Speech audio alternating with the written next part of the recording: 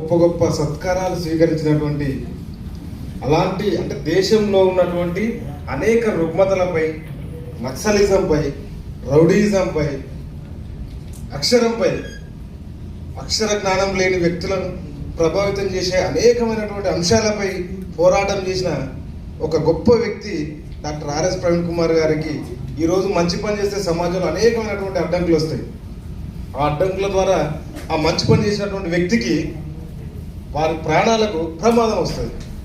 అంత పెద్ద గొప్ప పని చేసి అనేకమైనటువంటి రుగ్మతలను సమాజం పట్టి పిడుస్తున్నటువంటి గంజాయి మీద కావచ్చు, నక్సలిజం మీద కావచ్చు, ఎన్నో అంశాల మీద ఫైట్ చేసినటువంటి డాక్టర్ ఆర్ఎస్ ప్రవీణ్ కుమార్ గారికి ఎవరి ద్వారానైనా కూడా ప్రమాదం రావచ్చు.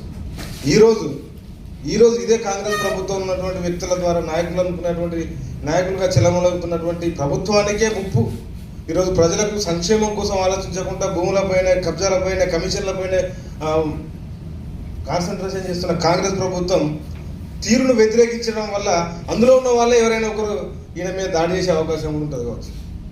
సో మంచి వ్యక్తులను కానీ, ప్రజల కోసం పనిచేసేటువంటి వ్యక్తులను కానీ, ప్రజా సంక్షేమం కోసం నిత్యం ఆలోచించేటువంటి మన కమ్యూనిటీ నుంచి అంటే గ్రౌండ్ గార్డెన్ కమ్యూనిటీ నుంచి వచ్చిన వ్యక్తులకే ఇంకెక్కువ కష్టాలు, సుఖాలు, బాధలు, వాటి వల్ల వచ్చే నష్టాల గురించి తెలుస్తుంది. కాబట్టి అట్లా ఆలోచించేటువంటి ఒక మేధావిని ఈరోజు సమాజంలో ఉన్నటువంటి ఆ సమాజానికి దూరం చేయాలి.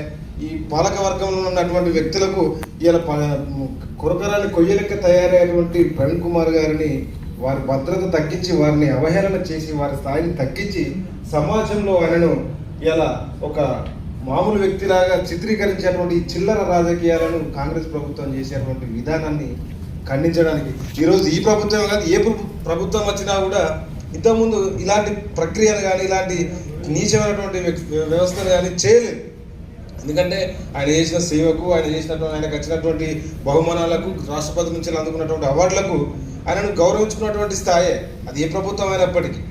కనీసం చిల్లర రాజకీయాలంటే ఈరోజు ఊళ్ళో రాజకీయంలో మన వార్డు మెంబర్ రాజకీయాలలో కూడా వాడు నాకు ఓటేయలేదు, వాడికి నేను మంచి చేయలేదు అనుకునేటువంటి వ్యవస్థలు ఉన్నది. వాళ్ళు చేస్తారు అట్లా చిల్లర రాజకీయాలు. అంటే ఊళ్ళో పాలు పగలు ఉన్నట్టు ఉంటాయి. ఈయనకేం పగ? ప్రజలు బాగుండాలనుకుంటే అధికార పార్టీకి పగ, ప్రజలు మంచిగా ఉండాలని కోసం చేసేటువంటి పాలసీల మీద ఫైట్ చేస్తే అధికార పార్టీకి పగ. అంటే ఇంత దారుణమైనటువంటి, కక్షపూరితమైనటువంటి, కుట్రపూరితమైనటువంటి ఒక మేధావి వర్గానికి సంబంధించినటువంటి దేశంలోనే అత్యున్నతమైన సర్వీస్ భాగమైనటువంటి ఐపీఎస్గా ఆయన స్వచ్ఛందంగా రిటైర్మెంట్ చేసి ప్రజల కోసం సేవ చేద్దామని ఈరోజు ప్రజాక్షేత్రంలోకి వస్తే ఆయనకు ఆ ఐపీఎస్ స్థాయిలో ఉన్నటువంటి సెక్యూరిటీనే ఆయన సొంతంగా కావాల్సుకొని పర్సనల్గా నేను లీడర్గా తిరుగుతున్నా, నాకు కావాలని చెప్పేసి కోరుకున్న సెక్యూరిటీ ఏం కాదని దేశం ఆయన చేసిన సేవలను గుర్తించి ఆయనకు సెక్యూరిటీగా ఇచ్చినటువంటి ఒక గౌరవప్రదమైనటువంటి, ఆయన ప్రాణానికి ప్రమాదం ఉన్నటువంటి పరిస్థితిని గుర్తించి ఇచ్చినటువంటి సెక్యూరిటీని ఈరోజు తగ్గించి ఆయనను ఇలా ఈ రకంగా మనసులో పెట్టుకొని చేసేటువంటి ఈ కాంగ్రెస్ ప్రభుత్వాన్ని నిజానికి కూడా ఆ వ్యవస్థను మనం ఖండించాల్సిన అవసరం ఉన్నది.